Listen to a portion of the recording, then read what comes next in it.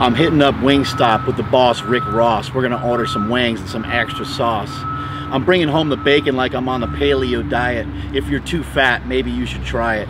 Carbs are for the weak. You can't fake your diet. You can't be cheap. You gotta eat meat, sausage, ham, and steak, and put it on repeat. This is Mark Bell from SuperTraining.tv, Super Training Gym, the strongest gym in the West. Answering more questions today for the, say it at home, kids, Power Project. I see you, fat guy in the purple Macho Man Randy Savage shirt. Anyway, we got a question today, and the question is about the Jacked and Tan plan. You guys heard me talk about it time and time again. You've heard John Anderson talk about deep water, and you've heard a lot of no-carb diets over the years. First and foremost, I want to point out that I am old. I am 37 years old, and I've been doing these types of diets for a very, very long time. I had a mentor named Christopher Borbell, who's behind the camera right now, and he had his mentors. He had a guy named Ron Fedko. Ron Fedko showed us the way years and years ago with a low-carb diet. Also, over the years, we've read books like Body Opus, The Metabolic Diet. John Kiefer came out with a lot of interesting information about low-carb dieting as well. Jesse Burdick has helped me over the years go from a 330-pound fat pig to the fat pig you see before you today at about 240 pounds. And not much of a fat pig anymore, I don't think. I don't know, I got good lighting, maybe not. Good lighting, not so bad. Bad lighting, still not so good.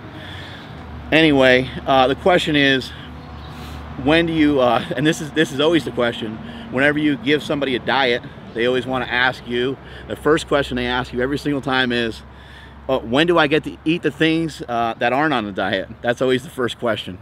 And that's why something like flexible dieting is appealing to a lot of people today. Flexible dieting is a diet that allows you to eat whatever you want, but within the context of you fitting into your macros and fitting into your caloric intake for the day.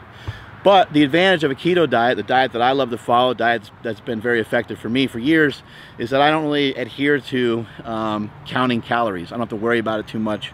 Although as I tighten up over a period of time, I will eat less calories, I'll eat less fat. I'll try to head towards healthier fats rather than the saturated fats, and I'll start to eat things like chicken, lean cuts of pork, and steak and stuff like that. Anyway, the question is, when do I get to cheat? And the answer is, go for as long as you can. Prove to yourself is the most important thing to prove yourself to, and rather than other people. People always think that you need to prove yourself to other people, but really it's the shit that's going on in your own head. How many times have you seen a team win the Super Bowl and they're like, everybody counted us out and here we are, we've won the championship? Like, what are they talking about? That's stuff they made up in their own head to make themselves better. But the esteem that you're looking for is self-esteem, and that's what we need to get after. And the way that you build that is by accomplishing things and being better than other people. How do you be better than other people? Well, step number one is get your ass in the gym. Not everybody trains. Not everybody trains that hard. Step number two is adhere to the Jacked and Tan plan 24/7. Adhere to the code of fitness and adhere to the code of trying to be an overall badass for as long as you possibly can. It's a 24/7 process. You hear it from bodybuilders all the time, how taxing bodybuilding is because it's a process that's 24/7. But you, as an athlete, and you are an athlete if you're in the gym hitting up some weights, you need to treat yourself like a pro, as I always say, and you need to treat this as a 24/7 process rather than you just hitting the gym 2 hours a day, 3 or 4 days a week, which is still pretty good, but not good enough. It's not what we're looking for. And so in order to get ahead of everybody, what you're going to need to do is try not to cheat at all, but save it for something that matters. If you like to drink, if you like sweets, try to save it for something that matters. Maybe you have an anniversary coming up. Maybe somebody's graduating from college or graduated from high school. You know, maybe you get a chance to see a friend that you haven't seen in 15 years, and you want to drink some beers or drink some wine or something like that. That's the time where you're going to cheat.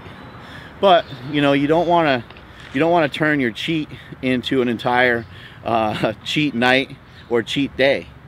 I think that's a big mistake people have made over the years with the keto diet, is they turn it into this huge thing, this huge ordeal.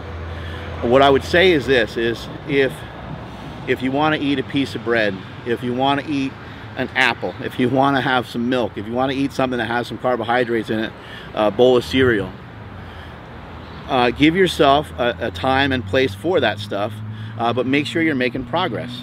Progress is what matters. And so how do you measure progress?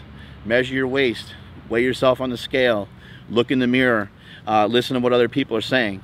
If you've been on a diet for a couple of weeks and other people aren't saying a whole lot to you, then maybe the diet's not working. Maybe you have to step it up a notch. Maybe you need to start doing a little bit of cardio. Maybe you need to start exercising more or being more consistent with your training, whatever it may be.